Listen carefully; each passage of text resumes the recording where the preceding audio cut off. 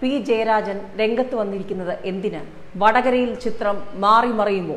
തിരഞ്ഞെടുപ്പ് കാലത്ത് എതിർ പാർട്ടിക്കാർ നടത്തുന്ന കള്ളപ്രചാരണങ്ങൾക്കുള്ള മറുപടിയായി തനിക്കേറ്റ വെട്ടുകളെ ഉയർത്തിക്കാട്ടി പി ജയരാജന്റെ ഫേസ്ബുക്ക് കുറിപ്പ് എന്തിനെന്നുള്ള ചോദ്യം സജീവമാവുകയാണ്. ഒരു കമ്മ്യൂണിസ്റ്റിന്റെ ജീവിതം പരവതാനി വിരിച്ചതാവില്ലെന്ന ബോധ്യമുള്ളതിനാൽ ഇതുവരെ മറുപടി നൽകാത്തതിനാണ് താനിക്കിപ്പോൾ മറുപടി നൽകേണ്ടി വരുന്നത് എന്ന് പറഞ്ഞാണ് പി ജയരാജന്റെ കുറിപ്പ് തുടങ്ങുന്നത്. ഈ കുറിപ്പ് ആരെയാണ് ഉന്നം വക്കുന്നത്? എന്താണ് പി ജയരാജൻ വടകരയിൽ ലക്ഷ്യമിടുന്നത്? 99-ലെ തിരുവോണ നാളിലെ ലോക്സഭാ തിരഞ്ഞെടുപ്പ് കാലത്ത് കിഴക്കേ കതിരൂരിലെ വീട്ടിൽ ഓംകാളി വിളികളുമായി എത്തിയ RSS ഭീകര സംഘം വെട്ടി നുറുക്കിയിരുന്നു.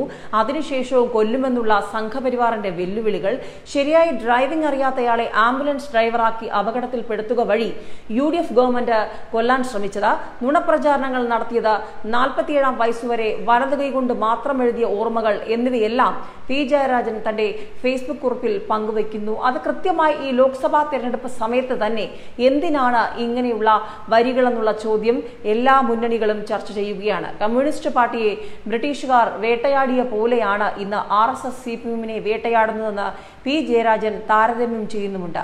വടകരയിലെ പ്രബുദ്ധരായ ജനങ്ങൾക്ക് സത്യമറിയാമെങ്കിലും വലതുപക്ഷം നടത്തുന്ന നിറകെട്ട കള്ളപ്രചരണങ്ങളിൽ കുടുങ്ങിപ്പോകരുതെന്നതുകൊണ്ട് മാത്രമാണ് താൻ ഈ കാര്യങ്ങൾ ഇപ്പോൾ ഓർമ്മപ്പെടുത്തുന്നതെന്ന് അദ്ദേഹം വായനക്കാരെ ഓർമ്മപ്പെടുത്തുമ്പോൾ കാര്യങ്ങൾ വായനക്കാർക്ക് വ്യക്തമാവുകയാണ്. ചെങ്കൊടി പ്രസ്ഥാനം പഠിപ്പിച്ചത് ആക്രമിക്കാനല്ല, ഏവരെയും ഈ പ്രസ്ഥാനത്തിന്റെ ഭാഗമാക്കാനാണ്.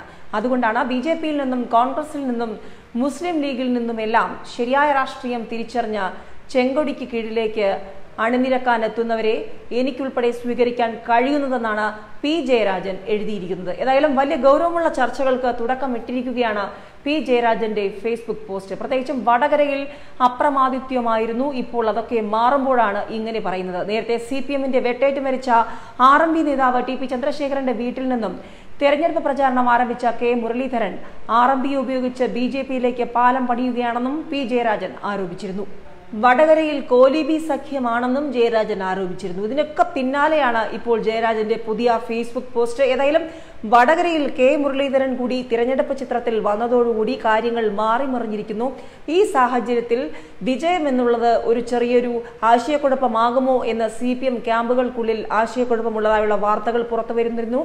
പ്രത്യേകിച്ച് പി ജയരാജന്റെ പ്രതികരണങ്ങളൊക്കെ ചില ആശങ്കയോടെ ഉള്ളതാണെന്നുള്ള വാർത്തകൾ, ഇതൊക്കെ വലിയ ചർച്ചയായ സാഹചര്യത്തിലാണ്. ഇതിനിടയിലാണ് ഇപ്പോൾ പി ജയരാജന്റെ ഫേസ്ബുക്ക് പോസ്റ്റും ചർച്ചയായിരിക്കുന്നത്.